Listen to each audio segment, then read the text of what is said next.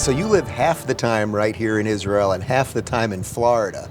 So I don't know that there's ever been a guest that I'm supposed to sit down with in Jerusalem in this exact spot more than you, but I want to actually start somewhere else for just a minute or so, because you also grew up in Long Island, like basically 10 minutes from where I grew up from. That's right. And I thought for people that don't know your bio, could you give just sort of a 1-minute bio that'll then get us to everything else that you've done? Sure.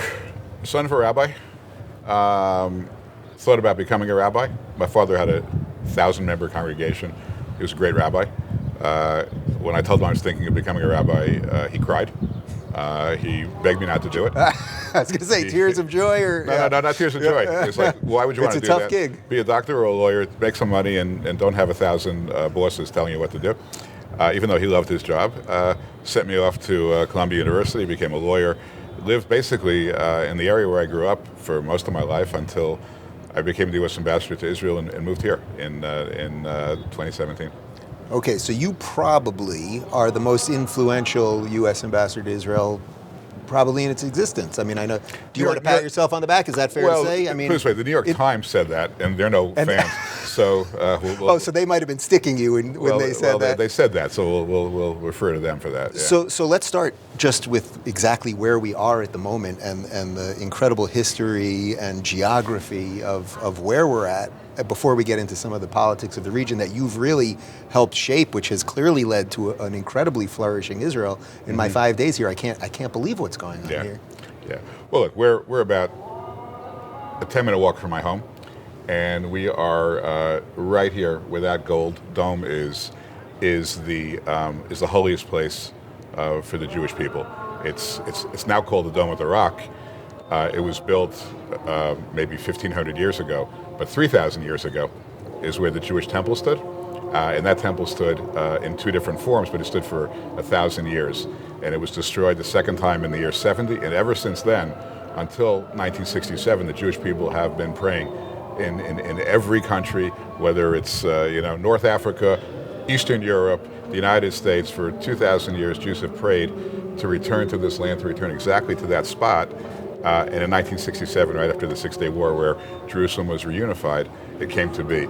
So, even though this dome and this mosque look very old, and they are, relatively speaking, they're pretty recent when you think of Jewish history that goes back 3,500 years. Right, so it's hard for people to imagine, but because everyone thinks that the Western Wall is actually the holiest site in Judaism, but it's the Temple Mount that the mosque, which is right there, and then the Dome of the Rock are built on here.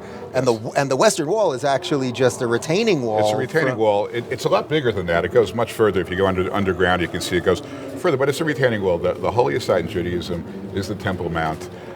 It is under that. It's called the Dome of the Rock because the rock is the rock on which Abraham was called to sacrifice his son Isaac, and he passed the test that was given to him by God, and God promised he'd become the father of many nations. It all began there under that rock. And then, of course, that's where Solomon built the first temple. It's enormously important to Jews, and the proof of it is that, for thousands of years when we didn't have it, we prayed for it. Look, the other thing is, if you see the mosque to the right, the Al-Aqsa Mosque is the right, silver mosque, right? So if you go into the mosque and pray, and you or I couldn't do that, but if you went into the mosque and prayed, you would bow down and you would face south. You would face Mecca.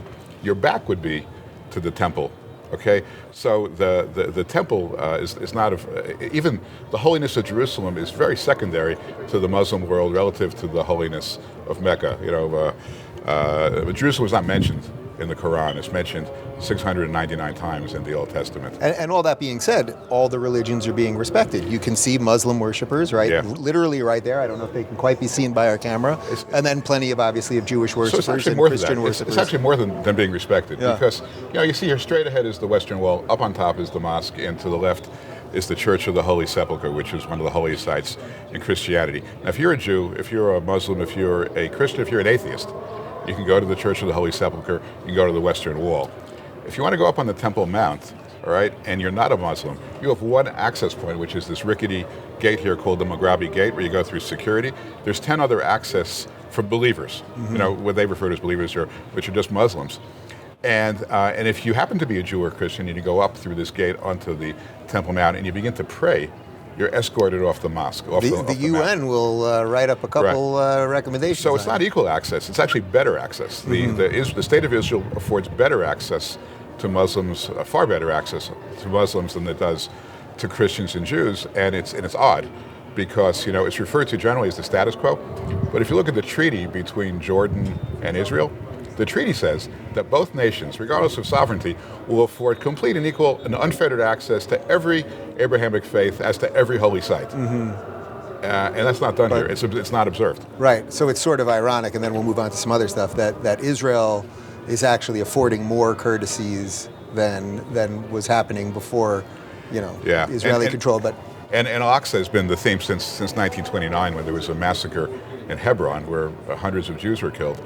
The false claim that the Jews are storming the mosque, taking over the mosque, it's always been kind of the rallying point whenever Arab terrorists have sought to create violence against the Jewish people. All right, so let's. I know we could do the history clearly all day long and for many days. So let's get to the broader Middle East, though, because you were integral in what has happened here over these last 7 years or so.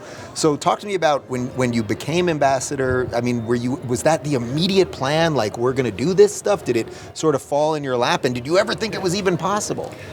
So I was the first ambassador appointed in the Trump administration, even before he took office, and we put out a press release, and I was quoted, with the permission of the president, with saying that I look forward to serving my country from an embassy in its eternal undivided capital, Jerusalem, in Israel's undivided capital. So this was number one on my agenda. Right, so that was before the deals even. Yeah. That was before we even took office. Yeah.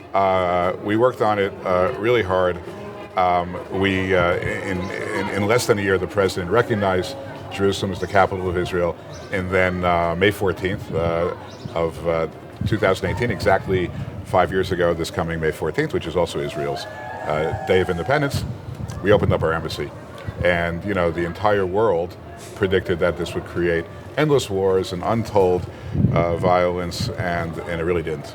Not at all. No, there was basically nothing. Basically nothing. And you know why? Because everybody who's looked at this knows that Jerusalem is the eternal, undivided capital of the Jewish people. I mean, you have to know it. If you read the Bible, right? Bible sells more books on Amazon than any other book. Anybody who reads the Bible knows that Jerusalem belongs to the Jewish people, including most of the Christian world. So, and most of the Muslim world. And most of the Muslims actually consider, Mecca to be holy, far less Jerusalem. So, not surprisingly, to us at least. So did that embolden you guys? Once that was done and settled, and it didn't inflame the world, then you go, okay, now we can really do something? It gave us a real tailwind in two respects. Number one, it gave us the ability to make more positive moves that had been neglected for years with regard to Israel. So recognized Israel's sovereignty over the Golan Heights, which was never going to leave Israel, was never going to be given back to a butcher like Bashar Assad. And then we started focusing more on the Palestinians and how to, maybe choreograph some sort of a peace plan. But what we found was, and I think this is the key point, people said you're going to create violence by supporting Israel and supporting Jerusalem. Just to the contrary. I mean, we actually created an environment that was conducive to peace. Why? Because the Arab nations that we made peace with, right, they looked at our relationship with Israel and said, we want to get in on that. We want to be an ally of the United States the same way that Israel is an ally. How do we get there? How do we get closer to each other? And, in many cases we said, well, the road to that kind of relationship has to run through Israel. You have to normalize with Israel. You can't, be closer to America when you're, shouting death to Israel, or you're fighting our most important ally, maybe in the world, but certainly in the Middle East. And so our closeness to Israel was actually an asset in our relationship with the Arab world. And it drew us closer to them. And ultimately, we would sit with these countries. Started off with the UAE, and we said, look, and by the way, Trump said this on his very first trip.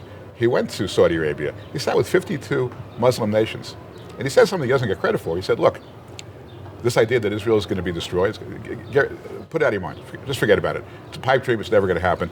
And it's going to keep you at arm's length with us. That's number one. Number two, radical Islamic terrorism. Okay, it's your problem first, not ours. Okay, you stop it before it crosses the Atlantic Ocean. And if you do that, you will find in America a level of friendship you've not experienced before. So you actually set the tone, very early in the term. But we worked on that theme throughout. And as we as we get closer to the end of the term, we found these countries, they saw a window closing. How can we, align ourselves with America, in a way that starts to resemble, this alliance with Israel? How can we build this, this kind of circle of trust, around a common threat of Iran? And it involved, some, fabulous discussions, negotiations, and ultimately results.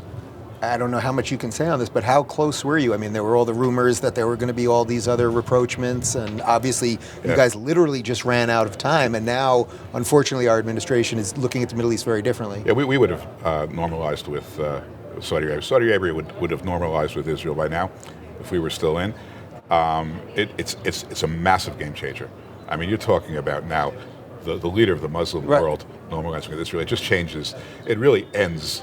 Just puts a period on the Arab-Israeli conflict, and it unites everyone against radicalism. When I met with the foreign minister of the UAE about 6 months after the Abraham Accords, there'd been a war in Gaza. They're getting all their news from Al Jazeera, which is very unfavorable to Israel. I sat and I met with him, and I said to him, "How are we doing?" He said, "No, we're passing with flying colors." And he said to me, "You know why?" And what he said to me was, the wars of the 21st century, now this was before Russia and Ukraine, which may be the exception that proves the rule, but he says the wars of the 21st century are wars of ideology. They're not wars between nations anymore. Mm-hmm. And the main ideological war is extremism versus the moderates. And the moderates have to win. And to us, the Abraham Accords is all about the moderates winning the war. When the whole administration was packing their bags, and then there's incoming people, did you have any communication with the incoming people saying, "Hey guys," and I asked Jared Kushner this as well, "Hey, we're on the path here." Was there anything that you could have done that would have continued everything? And look, hopefully it'll continue maybe in 2 years. Yeah, well, look, for the first 6 months, it was anything Trump was verboten. No, we're not going to. And then they realized, the Abraham Accords are so popular among so many different people, Democrats as well, they began to embrace them. But it's not about embracing them by paying lip service to it. Mm-hmm. It's about being a friend to Saudi Arabia. Now, look, Saudi Arabia is an imperfect country. There's no question about it. And they have that one incident, which is horrific. But you know what? I'm not going to quote Jesus because I'm a Jewish. But whoever's without sin, come forward. And no one's coming forward. Saudi Arabia could be a very good friend of the United States. They have been in the past. We could advance that relationship. And what Biden's done really has been to really push them away. And they're furious with America right now, as are some of the other Gulf nations. They don't see America standing for moderate Sunni Islam the way we promised we would and the way we should. And so, when you think about the Abraham Accords, you tend to think of it as bilateral relations between Israel and UAE or Bahrain or Morocco. They're not. It's a triangle, right? Israel and an Arab country are at the base, and the U.S. is at the apex, and the U.S. plays the most important role. Everybody's looking to the U.S. for what they can achieve in that relationship. We're the strongest country in the world. We're the most important country in the world, and everybody wants to be close with us. And as we push countries away, we dilute the Abraham Accords. Right, and if it ain't us, it's most likely China. It's and China. That's a very different world. Could be right. I mean, look, Saudi's moving closer to China, Russia, and Iran. And that's not a shot against Israel. It's a shot against America. That's a signal to America. Guys, this works both ways. You want to push us away? We'll push you away as well. I want to ask you one other thing, because when we got here, I really didn't know what to expect. I was bringing my team. We were going to tour historical sites. We were going to talk to people like you. But what I'm realizing now, just in 5 days in Jerusalem, is that there is an incredible strength here, despite the divisions, despite the security stuff. And you live in the promised land, and what I would say is the other promised land of Florida. So what is that connection? The freedom that's happening in Florida, the freedom and strength that's happening here, to me, that's what has to be exported to save America. Which here in Jerusalem, this is what every one of our major cities, and they're not going to look like geographically, but the spirit of this place is incredible. And it's so different than what I'm seeing in New York and San Francisco and all of those places. What can Israel export to the United States that might help in our current crisis? You know what, I think the most important thing is meaning, a sense of purpose in life, that there's a reason to be on this earth. We only get, 70, 80, 90 years on this earth. You want to make it count. there's a real sense of purpose here, that people are here for a reason. They're building something. They're building something that matters, that counts. They're bringing back to life biblical prophecies. They're fulfilling, Judeo-Christian values. We've grown untethered from that in the United States. We don't have relationships, interpersonal relationships like we used to. People go on dates, by texting, by WhatsApping. I mean, everybody's looking at their phone all day long. I mean, they invented the iPhone here, so it's not like they don't do it here too. But there is a sense that there's something bigger than ourselves that's driving us forward. And I got to tell you, when you lose that, it's a quick trip to the bottom. It really is. I mean, you need to have that sense of meaning and purpose. And America had that. America was, for many people, it was the New Jerusalem. That's what our founders thought about it. They were Christians who viewed this as as the New Jerusalem, as the new, as the shining city on a hill, as a place of purpose that would be a light to the nations. And we don't teach that anymore. We don't. People don't really understand why America was created, why it's great, that is I think, a very valuable message that could come out of Jerusalem and the whole state of Israel. Now I have a request for you that just popped into my head. Sure. What do you say we do this twice a year? We do it once in Florida and once in Israel, and we keep working this thing out. What do you think? It would be my pleasure. Thank you, Ambassador. Thanks, Dave. If you're looking for more honest and thoughtful conversations about international issues, check out our international playlist. And if you want to watch full interviews on a variety of topics, watch our full episode playlist, all right over here. And to get notified of all future videos, be sure to subscribe and click the notification bell.